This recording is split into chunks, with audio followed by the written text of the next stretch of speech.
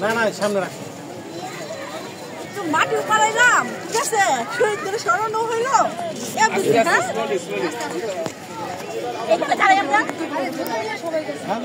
এখন মনে কি নিয়ে আইছে আর লাগতো না তুই ভেদিতে না উঠলে হইতো ঠিক আছে হ্যাঁ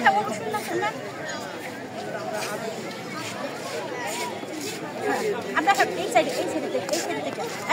আমরা পিছনে থাকি এই সাইড থেকে এখন এই সাইড থেকে ওইখানে উপরে যায় আরে ঘুরছে কেন আরে বোকা ঘুরো আগে